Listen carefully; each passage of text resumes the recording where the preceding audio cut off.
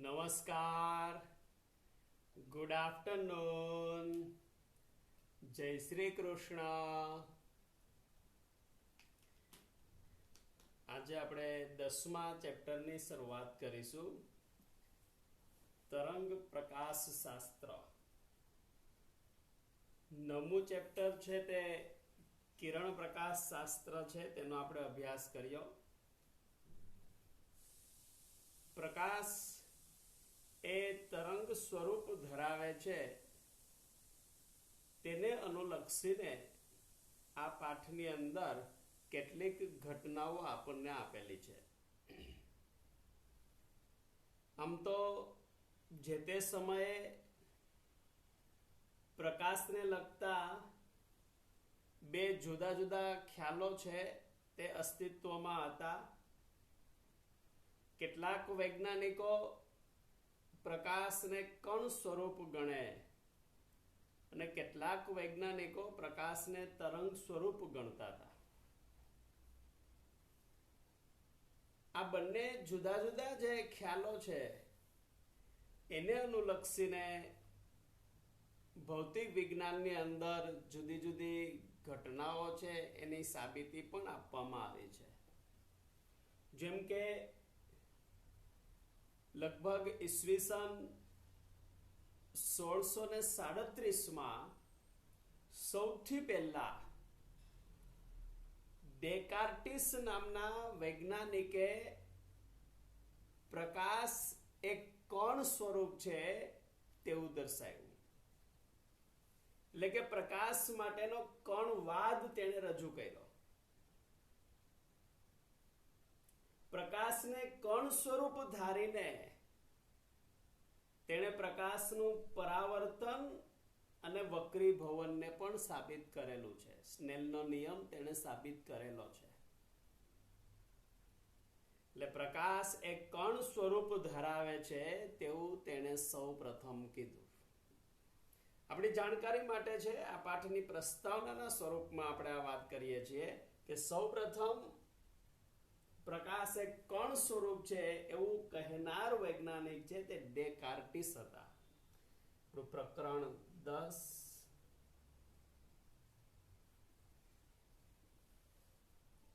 તરંગ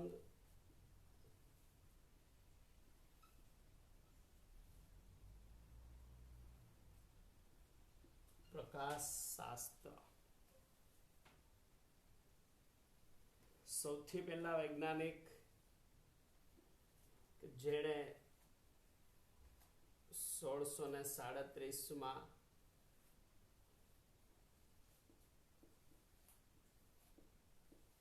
પ્રકાશ કોણ છે તેવું કીધું એ વૈજ્ઞાનિક ડેકાર્ટિસ હતા. ડેકાર્ટિસે સૌ પ્રથમ આ કીધું.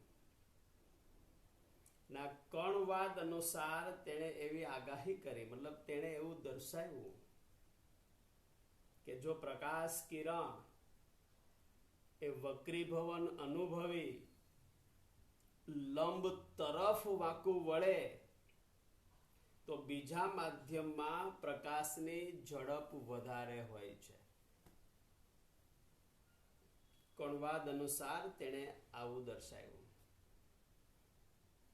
એટલે કે પ્રકાશ ઘટ માધ્યમમાં વધારે ઝડપ ધરાવે છે તેવું તેણે કીધું. પાતળા માધ્યમ કરતા ઘટ માધ્યમમાં તેની ઝડપ વધારે. અને આ જે કણવાદ છે એને વિસ્તારિત કરવાનું કામ આઇઝેક ન્યૂટને કરેલું છે. ન્યૂટને આના ઉપર એક પુસ્તક છે ઓપ્ટિક્સ કરીને, એ પુસ્તકમાં પ્રકાશના કણવાદને દર્શાવેલું છે. અને જે તે સમયે આ પુસ્તક છે તે ખૂબ પ્રખ્યાત થયેલું હતું. લોકપ્રિયતા ઘણી વધારે હતી. તેથી પ્રકાશ એક કણ સ્વરૂપ છે, એટલે કે પ્રકાશનો જે કણવાદ છે તે ન્યૂટને આપેલો છે એવું માનવામાં આવે છે. વાસ્તવમાં આના પાયામાં ડેકાર્ટિસ છે. પ્રકાશ એ કણ સ્વરૂપ છે એવું કહેનાર ડેકાર્ટિસ છે, પણ ન્યૂટને આ કણવાદને એટલો બધો પ્રચલિત કર્યો કે લોકો એવું સમજવા લાગ્યા કે કણવાદ એ ન્યૂટને આપેલો છે. તો આમ પ્રકાશ એ કણ સ્વરૂપ છે એવું જે તે સમયે ડેકાર્ટિસ અને ન્યૂટને કીધું, અને એને અનુલક્ષીને તેણે વક્રીભવન અને પરાવર્તનની ઘટનાઓ પણ સાબિત કરી છે. પ્રકાશને કણ સ્વરૂપ ધારીને પ્રકાશનું પરાવર્તન અને વક્રીભવન પણ સમજાવેલું છે. ત્યાર પછી લગભગ ઈસવીસન 1678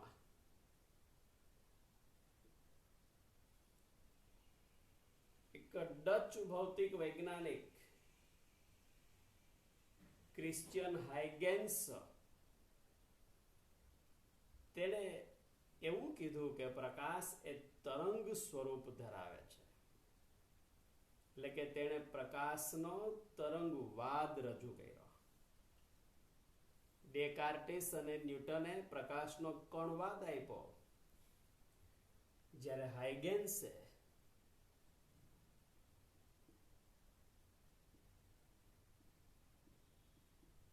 પ્રકાશનો તરંગવાદ રજૂ કર્યો. એટલે કે પ્રકાશ એ તરંગ સ્વરૂપ ધરાવે છે તેવું તેણે કીધું. આ પાઠની અંદર આપણે આ પ્રકાશના તરંગવાદને જ સમજવાનો છે. પ્રકાશને તરંગ સ્વરૂપ ધારીને હાઇગેન્સે પણ પ્રકાશનું પરાવર્તન અને વક્રીભવન છે તેને સમજાવેલું છે. જેમ કણવાદ વડે પરાવર્તન અને વક્રીભવન સમજાવી શકાય, તેમ હાઇગેન્સે પ્રકાશને તરંગ તરીકે લઈને પણ પ્રકાશનું પરાવર્તન અને વક્રીભવન સમજાવ્યું છે. અને તેણે એવું કીધું, પ્રકાશના તરંગવાદ અનુસાર તેણે એવું કીધું કે પ્રકાશ જ્યારે વક્રીભવન અનુભવીને લંબ તરફ વળે ત્યારે બીજા માધ્યમમાં તેની ઝડપ ઓછી હોય. તો અહીંયા કણવાદ અને તરંગવાદ વચ્ચે આપણને વિરોધાભાસ જોવા મળે. કણવાદ એવું કહે છે કે ઘટ માધ્યમમાં તરંગની ઝડપ વધારે, ત્યારે તરંગવાદ એવું કહે છે કે ઘટ માધ્યમમાં તરંગની ઝડપ ઓછી. તો કે ત્યાર પછી ઘણા બધા સમય પછી ફોકલ્ટ નામના વૈજ્ઞાનિકે છેક 1850 એક પ્રયોગ કર્યો, અને એમાં એને એવું સાબિત કર્યું કે પ્રકાશની ઝડપ હવા કરતા પાણીમાં ઓછી હોય છે. એટલે પાણીમાં પ્રકાશની ઝડપ ઓછી, જ્યારે એની સાપેક્ષે હવામાં ઝડપ વધારે. એટલે આમ આ પ્રયોગ પરથી હાઇગેન્સનો જે તરંગવાદ છે એને સમર્થન મળ્યું કે પ્રકાશ એ તરંગ સ્વરૂપ ધરાવે છે તેવું એને સમર્થન મળ્યું. જોકે જે તે સમયે સર આઇઝેક ન્યૂટનનો પ્રભાવ એટલો બધો હતો કે લોકો પ્રકાશને તરંગ સ્વરૂપ માનવા માટે તૈયાર નહોતા. ન્યૂટનનો પ્રભાવ, અને બીજું એ સમયે એવું માનવામાં આવતું કે પ્રકાશને પ્રસરણ માટે, એટલે તરંગ છે એને પ્રસરણ માટે માધ્યમની જરૂર પડે. હવે પ્રકાશ છે એ તો માધ્યમ વગર પણ ગતિ કરે છે. શૂન્યાવકાશમાં એ તો ગતિ કરે છે પ્રકાશ. તો પ્રકાશ એ તરંગ કેવી રીતે હોઈ શકે? તરંગને તો પ્રસરવા માટે માધ્યમની જરૂર પડે છે. એટલે અહીંયા હાઇગેન્સનો જે તરંગવાદ છે એને ઝડપથી સમર્થન મળતું નથી, એને કોઈ સ્વીકારતું નથી. એક તો ન્યૂટનની સત્તા, ન્યૂટનનો પ્રભાવ, અને બીજું જે તે સમયે એવું સમજવામાં આવતું કે તરંગને પ્રસરવા માટે માધ્યમની જરૂર પડે. જો પ્રકાશ એ તરંગ હોય તો તે શૂન્યાવકાશમાં કેવી રીતે પ્રસરી શકે? એટલે હાઇગેન્સના તરંગવાદને જે તે સમયે લોકોએ સ્વીકાર્યો નથી. પણ ત્યાર પછી ઈસવીસન 1801 થોમસ યંગ નામના વૈજ્ઞાનિકે વ્યતિકરણનો પ્રયોગ કરેલો છે. તે થોમસ યંગનો એક પ્રખ્યાત પ્રયોગ છે, વ્યતિકરણ માટેનો પ્રયોગ. અને વ્યતિકરણની ઘટના એ પ્રકાશ તરંગ સ્વરૂપ છે તેવું સાબિત કરે છે. કારણ કે વ્યતિકરણની ઘટના તરંગ સ્વરૂપથી જ સમજાવી શકાય છે. કણ સ્વરૂપથી વ્યતિકરણની ઘટના સમજાવી શકાતી નથી. એટલે અહીંયા હાઇગેન્સના તરંગવાદ છે એને પ્રબળ સમર્થન મળ્યું કે પ્રકાશ એ તરંગ સ્વરૂપ છે. વ્યતિકરણની ઘટના એ માત્ર તરંગ સ્વરૂપ માટે જ જોવા મળે. અને આ રીતે પ્રકાશના તરંગવાદ છે એની શરૂઆત થઈ. ને ત્યાર પછી થોમસ યંગે જે પ્રયોગો કર્યા છે, વ્યતિકરણના પ્રયોગો, ત્યાર પછી લગભગ 40 વર્ષ બાદ, 40 વર્ષ સુધી પ્રકાશ એ તરંગ સ્વરૂપ છે તે માટેના વ્યતિકરણના અને વિવર્તનના ઘણા બધા પ્રયોગો કરવામાં આવેલા છે. અને આવા પ્રયોગો પ્રકાશના તરંગવાદના આધારે જ સંતોષકારક રીતે સમજાવી શકાય છે. એટલે કે વિવર્તનની ઘટના હોય કે વ્યતિકરણની ઘટના હોય, એ પ્રકાશના તરંગવાદના આધારે જ સમજાવી શકાય છે.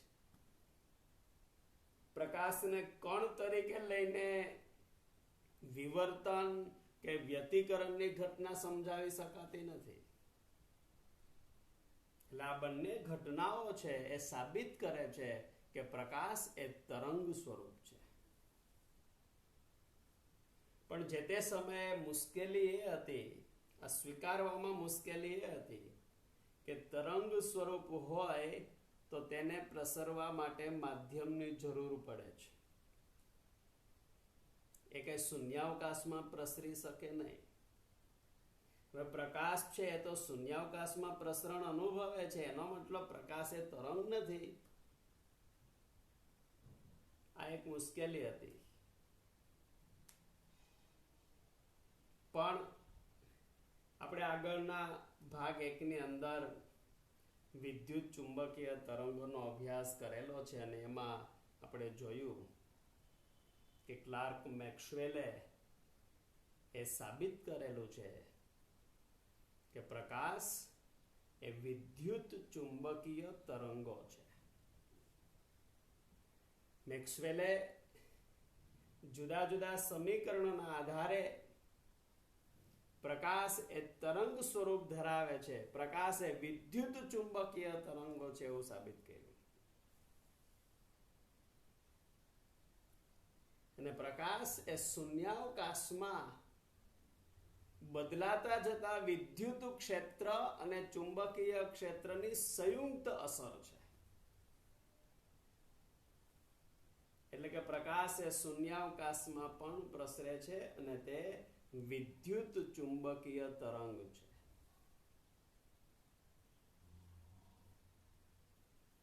આમ પ્રકાશ એ તરંગ સ્વરૂપ ધરાવે છે, આવું ક્લાર્ક મેક્સવેલના પ્રયોગો પરથી વધારે દ્રઢ થયું, વધારે સાબિત થયું. અને આ પાઠની અંદર પણ આપણે પ્રકાશને તરંગ સ્વરૂપ લઈને જુદી જુદી ઘટનાઓ છે એને સમજવાની છે. સૌથી પહેલા હાઇગેન્સનો આપણે સિદ્ધાંત સમજવાનો છે. હાઇગેન્સના સિદ્ધાંતના આધારે તરંગ અગ્રનો ખ્યાલ છે તેને આપણે સમજીશું. અને હાઇગેન્સના સિદ્ધાંતના આધારે તરંગોનું પરાવર્તન અને તરંગોનું વક્રીભવનને પણ આપણે સમજીશું. ઉપરાંત આ પાઠની અંદર વ્યતિકરણ, વિવર્તન અને ધ્રુવીભવન આ ત્રણ ઘટનાઓ છે તેનો અભ્યાસ આપણે કરીશું. આ ત્રણ ઘટનાઓ એ તરંગ સ્વરૂપને સાબિત કરવા માટેની ઘટના છે. ખાસ કરીને ધ્રુવીભવન એ પ્રકાશ એ વિદ્યુત ચુંબકીય તરંગ અને આ વિદ્યુત ચુંબકીય તરંગ એ લંબગત તરંગ છે તે સાબિત કરવા માટે ધ્રુવીભવનની ઘટનાનો આપણે અભ્યાસ કરીશું. તો સૌથી પહેલા આપણે હાઇગેન્સના સિદ્ધાંતને સમજીએ.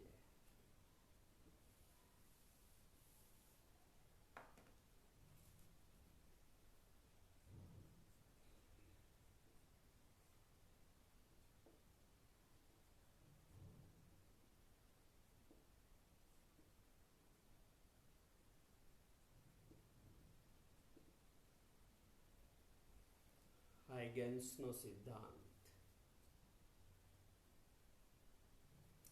હાઇગેન્સના સિદ્ધાંતને સમજતા પહેલા આપણે તરંગ અગ્રને વ્યાખ્યાયિત કરીશું. જે તરંગવાદને સમજાવવા માટે તરંગ અગ્રનો ખ્યાલ ખૂબ મહત્વનો છે. તો સૌથી પહેલા આપણે તરંગ અગ્રને સમજીશું ને એના પછી આપણે હાઇગેન્સના સિદ્ધાંતને સમજીશું. આમ તો તરંગ અગ્રને સમજવા માટે વ્યવહારિક ઉદાહરણ દ્વારા આપણે એને સમજી શકીએ. આપણે ઘણી વખત જોયેલું હોય કે શાંત પાણી હોય એમાં આપણે જો એક નાનો પથ્થર ફેંકીએ તો પથ્થર જે બિંદુ પાસે પડશે, જે બિંદુ પર એ પથ્થર પડે એ બિંદુ પાસેથી તરંગો છે તે બધી દિશામાં બહાર તરફ પ્રસરવા લાગે.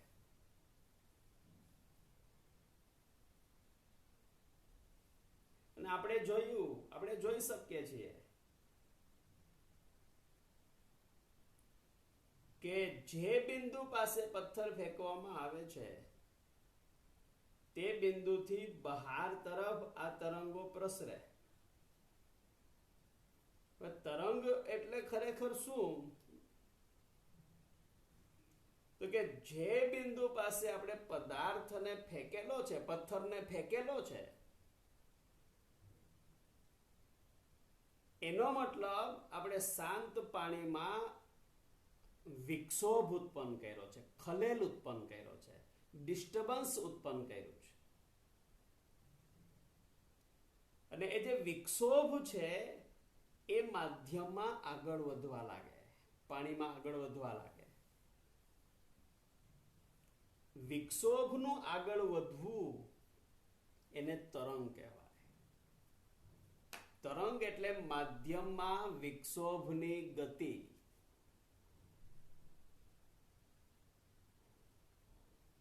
એટલે આ જે વિક્ષોભ છે એ માધ્યમના દરેક બિંદુ સુધી પહોંચે. એટલે માધ્યમના દરેક બિંદુઓ છે. પાણી હોય તો પાણીની સપાટી પરના જે દરેક બિંદુ છે એ સમય સાથે દોલનો કરવાનું શરૂ કરે. જેમ કે સાયકલ છે તે આમ ઊભી રાખેલી હોય, બાજુમાં એકદમ આમ થપ્પો લગાડેલો હોય સાયકલનો, હવે એમાં કોઈ એક છેડેથી એક સાયકલને આપણે ધક્કો મારીએ તો એ ધક્કો બીજી સાયકલને લાગશે, પેલી સાયકલને ધક્કો લાગશે એટલે બીજી સાયકલ ઉપર પડે, બીજી સાયકલ ત્રીજી સાયકલ ઉપર પડે, ત્રીજી સાયકલ ચોથી સાયકલ ઉપર પડે. એમ કરતા કરતા કરતા ધક્કો ક્યાં સુધી પહોંચે તો કે છેલ્લી સાયકલ સુધી આ ધક્કો પહોંચે. ખરેખર આપણે તો પહેલી જ સાયકલને ધક્કો મારેલો છે, પણ એની અસર છેલ્લી સાયકલ સુધી થયેલી છે. તો એવી રીતે અહીંયા પણ માધ્યમમાં આપણે તો એક જ બિંદુને ડિસ્ટર્બ કરેલું છે, ખલેલ પહોંચાડેલું છે, પણ આ જે ધક્કો લાગ્યો છે બિંદુને, એ ધક્કો બાજુના બિંદુને લગાડશે, બાજુનું બિંદુ એની બાજુના બિંદુને લગાવશે, એની બાજુના બિંદુને આ ધક્કો લગાવશે, અને આમ આ જે ખલેલ, જે વિક્ષોભ એ માધ્યમમાં આગળ ને આગળ વધે, એને આપણે તરંગ કહીએ. બિંદુ તો ત્યાં ને ત્યાં જ છે, બિંદુ કાંઈ ગતિ કરીને આમ દૂર જતું નથી. આપણે પહેલી સાયકલને ધક્કો માર્યો છે તો પહેલી સાયકલનું સ્થાન તો ત્યાં ને ત્યાં જ છે, કે પહેલી સાયકલ બાકીની બધી સાયકલને ધક્કો મારવા જતી નથી. સાયકલ તો ત્યાંની ત્યાં જ છે, ધક્કો આગળ વધે છે. એમ બિંદુ માત્ર પોતાના સ્થાન ઉપર રહીને દોલન કરે છે, અને એ ઉર્જા એ બાજુના બિંદુને આપે. એટલે બાજુનું બિંદુ છે એ પોતાના સ્થાન પાસે રહીને દોલન કરવા લાગે, અને એની પાસે રહેલી ઉર્જા એ એની બાજુના બિંદુને આપે. એટલે આપણે એવું કહીએ કે સપાટી પરનું દરેક બિંદુ સમય સાથે દોલનો કરવાનું શરૂ કરે, અને કોઈ પણ સમયે આવા દોલનો છે કે જે સપાટી છે એનો આપણે ફોટોગ્રાફ વિચારીએ તો કેટલાક બિંદુઓ છે, અમુક જે બિંદુએ આપણે ખલેલ ઉત્પન્ન કરેલો છે એ બિંદુથી સમાન અંતરે રહેલા જે બધા બિંદુઓ છે ત્યાં વિક્ષોભ મહત્તમ હશે. સમાન અંતરે મહત્તમ કે લઘુત્તમ XY. દાખલા તરીકે આ બિંદુથી સમાન અંતરે રહેલા આ જે ઉદ્ગમ છે, આ આપણા માટે ઉદ્ગમ છે, આ ઉદ્ગમથી સમાન અંતરે રહેલા બધા બિંદુઓ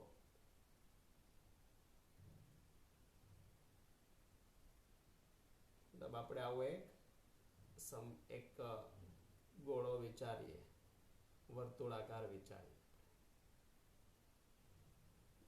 આ બધા બિંદુઓ છે એ ઉદ્ગમથી સમાન અંતરે છે, આ બધા બિંદુઓ અહીંયા. એટલે આ બધા બિંદુઓ એક જ સરખું સ્થાનાંતર ધરાવતા હશે. આ બધા બિંદુઓ છે એના ઉપરનો વિક્ષોભ ધારો કે મહત્તમ,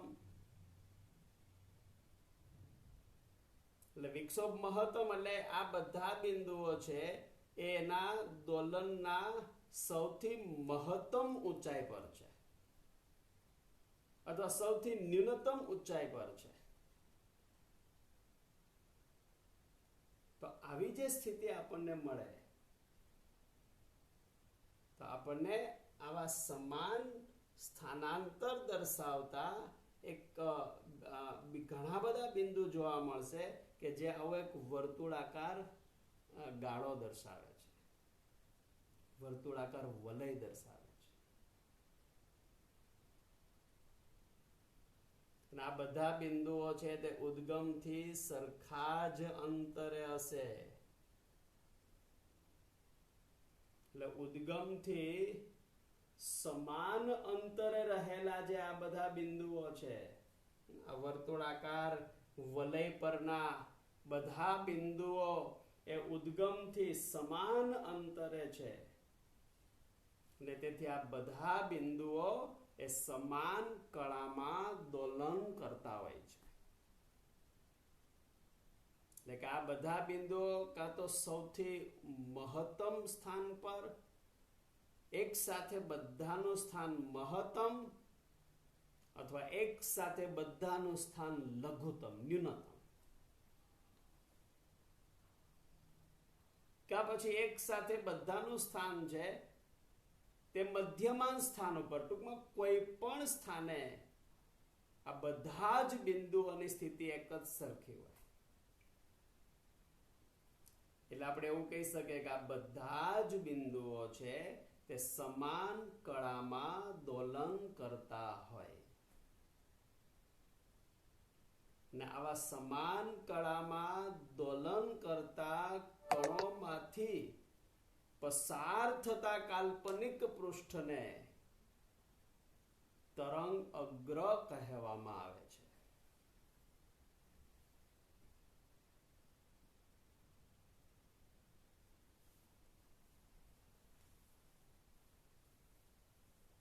આ બધા જ બિંદુઓ છે એ સમાન કળામાં દોલન કરે.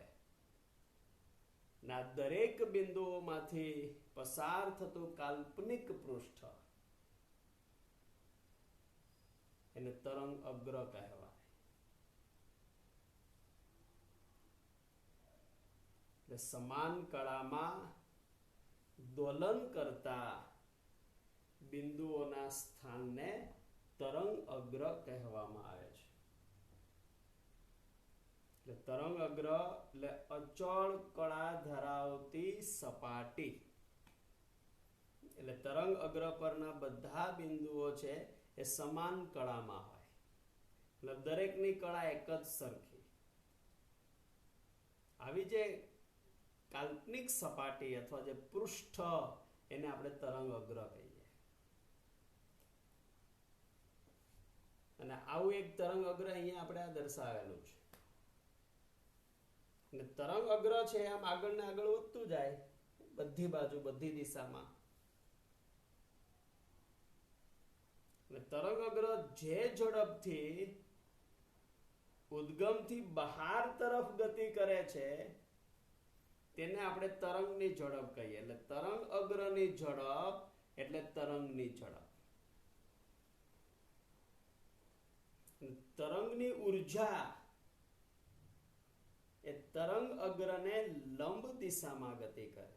એટલે ઉર્જા છે તે આમ આગળ ને આગળ વધતી જાય. તરંગ અગ્ર છે એ આ રીતે તરંગ અગ્ર છે, ઉર્જા છે તે આમ આગળ વધે. એટલે આપણે એવું કહીએ કે તરંગ ઉર્જા એ તરંગ અગ્રને લંબ દિશામાં આગળ વધે. કોઈ એક સમય એક તરંગ અગ્ર, પછી આપણે ધારો કે અમુક સમય આવું એક બીજું તરંગ અગ્ર દર્શાવી શકીએ. જેમ જેમ સમય પસાર થાય એમ આપણને આવા નવા નવા તરંગ અગ્ર મળતા જાય. આજે નવું તરંગ અગ્ર કેવી રીતે આપણે દર્શાવી શકીએ, નવું તરંગ અગ્ર કેવી રીતે ઉત્પન્ન થતું હોય એને સમજાવવા માટે જ હાઇગેન્સના સિદ્ધાંતનો ઉપયોગ કરવામાં આવે છે.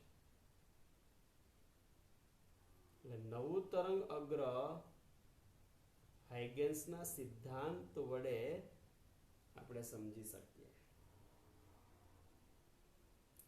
એટલે અહીંયા ધારો કે કોઈક આ બિંદુવત ઉદ્ગમ છે અને એ ઉદ્ગમમાંથી બધી જ દિશામાં સમાન રીતે તરંગો ઉત્સર્જિત થાય છે. તો અહીંયા ઉદ્ગમથી સમાન અંતરે રહેલા જેટલા પણ બિંદુઓ છે એ સમાન કંપ વિસ્તાર સાથે સમાન કળામાં દોલનો કરતા હોય. અને આ જે બધા બિંદુઓ છે એના સ્થાન કોઈ ગોળા ઉપરના આપણે વિચારી શકીએ. એક બિંદુવત ઉદ્ગમ છે, દાખલા તરીકે એક નાનો એવો બલ્બ છે, એક લેમ્પ છે બિંદુવત. તો એ બલ્બમાંથી બધી જ દિશામાં પ્રકાશના તરંગો છે તે ઉત્સર્જિત થતા હોય, બધી દિશામાં. તો એ બિંદુવત ઉદ્ગમથી સરખા જ અંતરે આપણે બિંદુઓ વિચારીએ તો એ બધા જ બિંદુઓ છે બધી દિશામાં, મતલબ ત્રિપરિમાણમાં એ બધા જ બિંદુઓ છે કે જે સમાન અંતરે છે, તેના કંપ વિસ્તાર સમાન હોય અને તે સમાન કળામાં દોલન કરતા હોય. તો આ દરેક આવા બધા જ બિંદુઓમાંથી પસાર થતું કાલ્પનિક પૃષ્ઠ એટલે તરંગગ્ર. ને તેથી આવા તરંગગ્રને આપણે ગોળાકાર તરંગગ્ર કહીએ. અને આ બિંદુઓ છે તે આ ગોળાકાર તરંગગ્ર પર હોય એવું આપણે કહી શકીએ. અને આપણે ગોળાકાર તરંગગ્ર કહીએ. અને આ ગોળાકાર તરંગગ્ર છે એ જેમ જેમ ઉદ્ગમથી દૂર જતા જાય, એટલે કે ઉદ્ગમથી ઘણા મોટા અંતરે આ ગોળાકાર તરંગગ્ર છે એનો નાનો ભાગ જો આપણે લઈએ તો એ સમતલ તરીકે વર્તે છે. નાનો ભાગ છે એને આપણે સમતલ ગણી શકીએ, જેને આપણે સમતલ તરંગ અગ્ર કહીએ. એટલે સમતલ તરંગ અગ્ર એક ગોળાકાર તરંગનો જ એક ભાગ છે. ઉદ્ગમથી ખૂબ જ દૂર સમતલ તરંગ અગ્ર છે એને આપણે લઈ શકીએ કે આ પ્રકાશ છે તેની ગતિની દિશા આપણે દર્શાવીએ તો આ રીતે આપણે સમતલ તરંગ અગ્ર છે તે લઈ શકીએ. આ સમતલ તરંગ અગ્ર.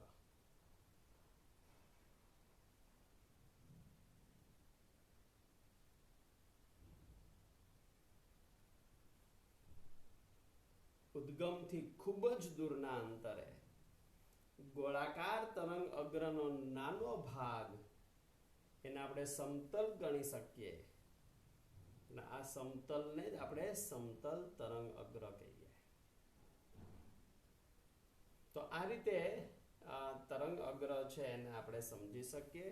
તરંગ અગ્ર વર્તુળાકાર પણ હોય, ગોળાકાર પણ હોય, સમતલ પણ હોય અને નળાકારીય તરંગ અગ્ર પણ હોય. તરંગ અગ્રના જુદા જુદા પ્રકારો આપણે લઈ શકીએ. નળાકારીય તરંગ અગ્ર જો ઉદ્ગમ છે તે રેખીય હોય,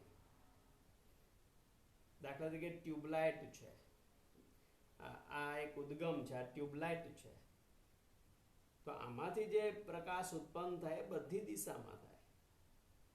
ત્યાં ટ્યુબલાઇટ થી સમાન અંતરે બધી બાજુ જે બિંદુઓ આવેલા છે, બધી બાજુ સમજો કે અહીંથી 2 સેન્ટીમીટર અંતરે આમ બધી બાજુ આપણે લઈએ બિંદુઓ, અને એ બધા બિંદુમાંથી પસાર થતું કાલ્પનિક પૃષ્ઠ લઈએ તો એક નળાકાર બનશે.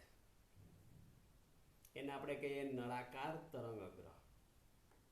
એટલે ઉદ્ગમ જો રેખીય હોય તો આપણને નળાકાર તરંગ અગ્ર મળે. ઉદ્ગમ બિંદુવત હોય તો ગોળાકાર તરંગ અગ્ર મળે.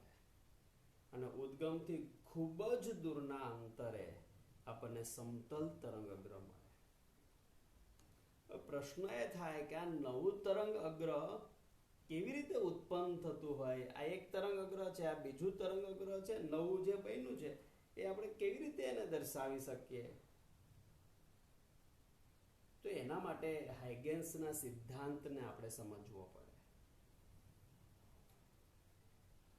દાખલા તરીકે t બરાબર 0 સમયે કોઈ એક તરંગ અગ્રને આપણે ધ્યાનમાં લઈએ. ધારો કે એક તરંગ અગ્ર છે, ગોળાકાર તરંગ અગ્ર છે, t બરાબર 0 સમયની સ્થિતિ, એટલે કોઈ એક સમયે કોઈક બિંદુવત ઉદ્ગમ છે, એમાંથી તરંગો ઉત્પન્ન થયેલા છે બધી દિશામાં. તો t બરાબર 0 સમયે કોઈક ગોળાકાર તરંગ અગ્ર છે એનો એક ભાગ આપણે અહીંયા ધ્યાનમાં લઈએ. દાખલા તરીકે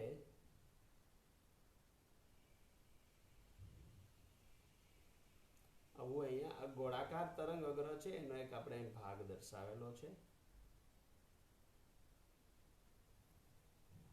જેને આપણે અહીંયા F1 F2 આવું એક તરંગ અગ્ર છે. આ ઉદ્ગમ છે,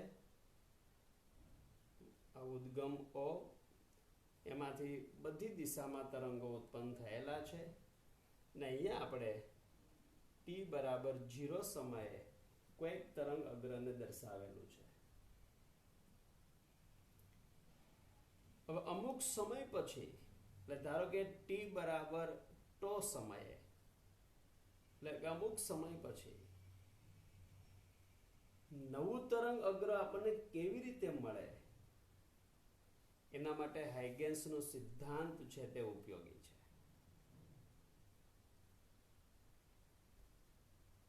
હાઇગેન્સના સિદ્ધાંત અનુસાર નવું તરંગ અગ્ર કેવી રીતે ઉત્પન્ન થાય તે અહીંયા આપણે સમજવું છે. ધારો કે આ જે તરંગ અગ્ર છે F1 અને F2, એના પરના બધા બિંદુઓ છે. આ બધા જ બિંદુઓ તે સમાન કળામાં દોલન કરતા હોય. આ બધા બિંદુઓ છે તે સમાન કળામાં દોલન કરે છે. હવે આ જે તરંગ અગ્ર છે F1 F2,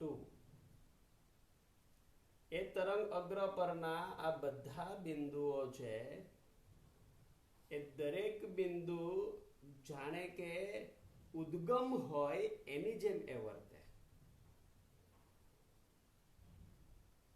આ આપણું મુખ્ય ઉદ્ગમ છે, પણ આ ઉદ્ગમ હોય એની જેમ વર્તે. આને આપણે ગૌણ ઉદ્ગમ કહીએ, ગૌણ ઉદ્ગમ. એમાંનું એક બિંદુ અહીંયા આપણે દર્શાવેલું છે, ધારો કે A. આ ગૌણ ઉદ્ગમ છે.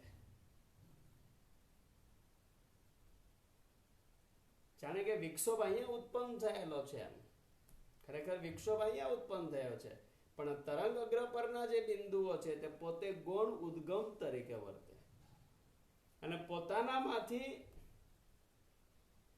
ગોળાકાર તરંગોનું એ સર્જન કરે. તરંગની ઝડપ ધારો કે v જેટલી હોય, તરંગની ઝડપ v જેટલી હોય અને આપણે τ સમયે નવું તરંગ અગ્ર છે તે મેળવવું છે, તો આ બધા જ બિંદુઓ છે એ v × τ જેટલી ત્રિજ્યાવાળા ગોળાકાર ગૌણ તરંગોનું ઉત્સર્જન કરશે. એટલે આપણે આવી રીતે વિચારી શકીએ અહીંયા કે ધારો કે આવું એક આપણે અહીંયા ગોળાકાર તરંગ લઈએ. આ એક ઉદ્ગમમાંથી ઉત્પન્ન થયેલું છે એવું અહીંયા આપણે લઈએ.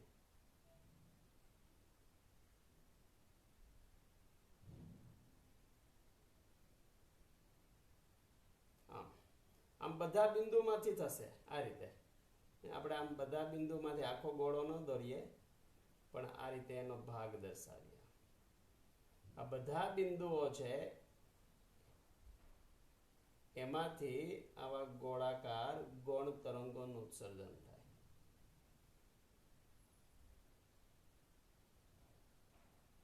આ રીતે દરેક બિંદુમાંથી આવા ગોળાકાર ગૌણ તરંગો છે એનું ઉત્સર્જન થાય અને આ બધા ગોળાકાર તરંગો છે એની ત્રિજ્યા v × τ જેટલી થશે. બધા બિંદુઓ છે તે સમાન કળામાં દોલન કરે છે, માધ્યમ સરખું જ છે. તેથી બધા જ બિંદુઓ છે એમાંથી ઉદ્ભવતા જે ગોળાકાર ગૌણ તરંગો છે તે vt જેટલું અંતર કાપે. τ સમયમાં તેણે કાપેલું અંતર v × τ.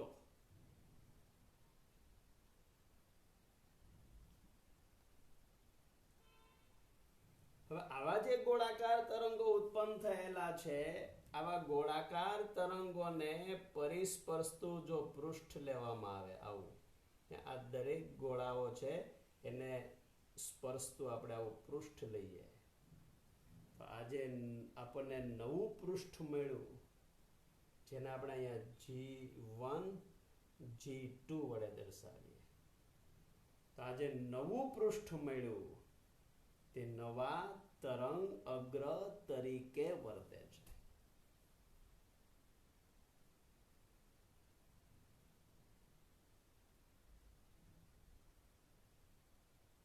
નવું તરંગ અગ્ર છે. હવે આ નવા તરંગ અગ્ર પરના બિંદુઓ છે એ પણ આ જ રીતે ગૌણ ઉદ્ગમ તરીકે વર્તે અને પોતાનામાંથી આવા ગોળાકાર ગૌણ તરંગોનું ઉત્સર્જન કરશે અને એને પરિસ્પર્શતું પૃષ્ઠ એટલે અન્ય એક નવું તરંગ અગ્ર. આમ t બરાબર 0 સમય એક તરંગ અગ્ર f1 અને f2 અને ત્યાર પછી t બરાબર τ સમય આપણને એક નવું તરંગ અગ્ર મળે G1 G2. આ તરંગ અગ્ર પરના બધા બિંદુઓ પણ સમાન કળામાં જ દોલન કરતા હોય.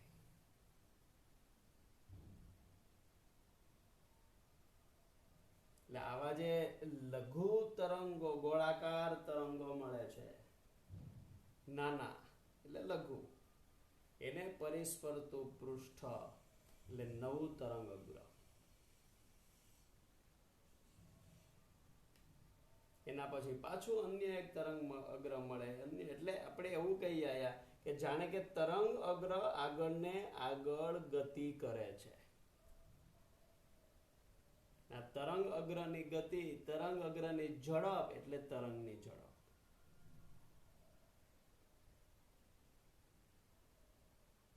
જે નવું તરંગ અગ્ર મળશે એનો આકાર કેવો હશે? તો કે આપણું જે મૂળ તરંગ અગ્ર છે એના જેવો જ નવા તરંગ અગ્રનો આકાર મળે. મૂળ તરંગ અગ્ર ગોળાકાર, તો નવું તરંગ અગ્ર પણ ગોળાકાર જ હોય. જે આપણે અહીં જોઈ શકીએ કે વીટી ત્રિજ્યા વાળા આપણે આવા ગોળાઓ દોરીએ, દરેક બિંદુમાંથી દરેક બિંદુ છે તે કેન્દ્ર તરીકે વર્તે એવા આપણે વીટી ત્રિજ્યા વાળા ગોળાઓ દોરીએ અને દરેક ગોળાને પરિસ્પર્શતું પૃષ્ઠ લઈએ, તો જે નવું પૃષ્ઠ છે એ જે મૂળભૂત તરંગ અગ્ર છે એના જેવો જ આકાર ધરાવશે. જો મૂળભૂત તરંગ અગ્ર સમતલ હોય તો નવું તરંગ અગ્ર પણ સમતલ જ મળે. દાખલા તરીકે અહીંયા કોઈ એક સમતલ તરંગ અગ્ર આપણે ધ્યાનમાં લઈએ. સમતલ તરંગ અગ્રનો એક આપણે આડછેદ અહીંયા દર્શાવેલો છે, એટલે એને આપણે એક રેખા વડે અહીંયા દર્શાવેલો છે. આ સમતલ તરંગ અગ્ર છે એને આપણે અહીંયા f1 f2 વડે દર્શાવીએ. આ t બરાબર 0 સમયની તરંગ અગ્રની સ્થિતિ છે. તરંગ અગ્ર પરના અહીંયા આપણે આ બધા બિંદુઓ લઈએ.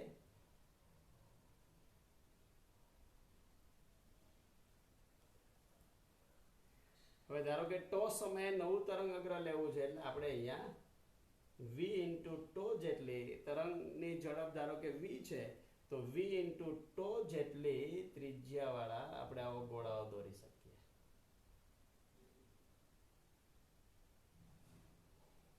આમ આમ ગોળો દોરશું, પણ આપણે આખા ગોળાને અહીંયા દોરેલા નથી, ખાલી એના ભાગ દોરેલા છે. હવે આ ગોળાને પરિસ્પર્શતું પૃષ્ઠ લેશું આપણે, તો એ આપણને મળશે નવું તરંગ અગ્ર.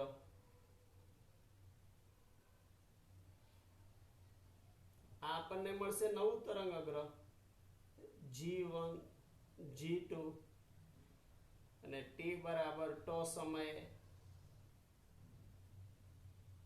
આ નવું તરંગ અગ્ર આપણને મળે. તો એ આપણને કેવું મળ્યું? તો એ કે સમતલ તરંગ અગ્ર જ મળ્યું. આપણું મૂળભૂત તરંગ અગ્ર છે તે સમતલ છે, તેથી નવું તરંગ અગ્ર પણ સમતલ જ મળે. તો આમ નવા તરંગ અગ્રનો આકાર એ બદલાતો નથી. જે મૂળ તરંગ અગ્રનો આકાર છે એવો જ આકાર નવા તરંગ અગ્રનો મળે. આને આપણે હાઇગેન્સનો સિદ્ધાંત કહીએ. હાઇગેન્સનો સિદ્ધાંત છે. હાઇગેન્સનો સિદ્ધાંત એ નવા તરંગ અગ્રનું સ્થાન અને સ્વરૂપ દર્શાવે. નવું તરંગ અગ્ર કેવી રીતે ઉદ્ભવે એને દર્શાવતી રજૂઆત એટલે હાઇગેન્સનો સિદ્ધાંત.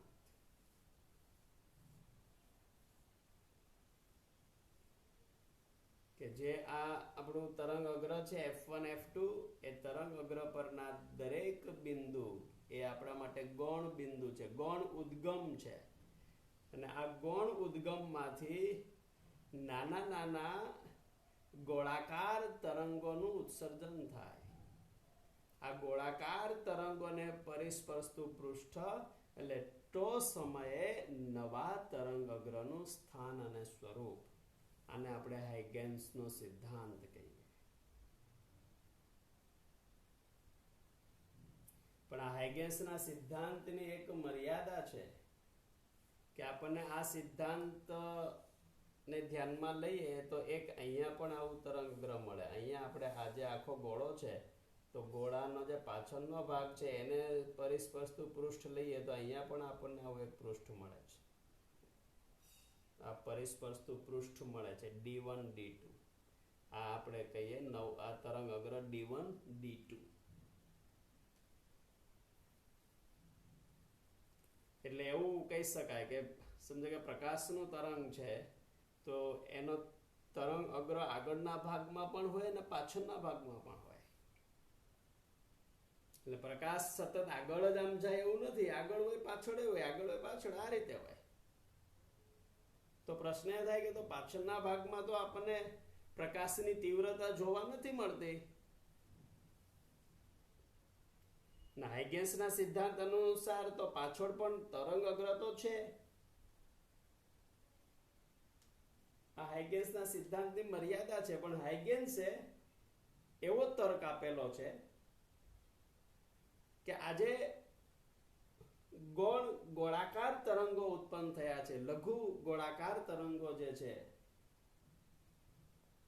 એનો આગળની દિશામાંનો કંપ વિસ્તાર મહત્તમ હોય, જ્યારે પાછળની દિશામાં એ કંપ વિસ્તાર શૂન્ય હોય.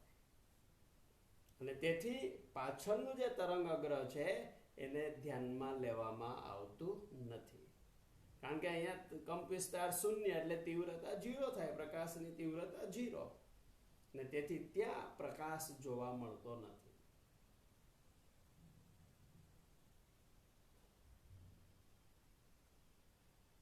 એટલે હાઇગેન્સનો સિદ્ધાંત એ આજે પાછળ શા માટે અહીંયા તરંગ અગ્ર છે બને છે વાસ્તવિક છે, પણ વ્યવહારમાં ખરેખર પાછળ તરંગની હાજરી હોતી નથી. હાઇગેન્સના સિદ્ધાંત વડે એ સમજાવી શકાતું નથી. એટલે એને તર્ક રજૂ કર્યો કે આવું આમાં હશે, પાછળના ભાગમાં તરંગનો કંપ વિસ્તાર શૂન્ય, તેથી અહીંયા તરંગની હાજરી નથી. આગળના ભાગમાં કંપ વિસ્તાર મહત્તમ, તેથી ત્યાં તરંગની હાજરી છે.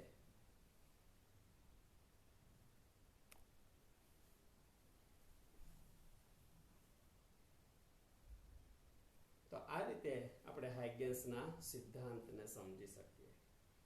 હાઇગેન્સના સિદ્ધાંતની મદદથી આપણે તરંગનું પરાવર્તન અને વક્રીભવન આ બંને સમજવું છે, પણ તે આપણે નેક્સ્ટ લેક્ચરમાં સમજીશું. આજે આપણે અહીં સુધી રાખીએ. આટલું તમે વાંચજો એટલે બરાબર આ પાઠમાં શું કહેવા માંગે છે તે આપણા ધ્યાનમાં આવશે. પાઠને બરાબર આપણે સમજી શકશું. અને તમે વારંવાર વાંચજો, જેટલું વાંચશો એટલો કન્સેપ્ટ છે તે વધુ ને વધુ ક્લિયર થશે. ન સમજાય તો તમે પૂછજો.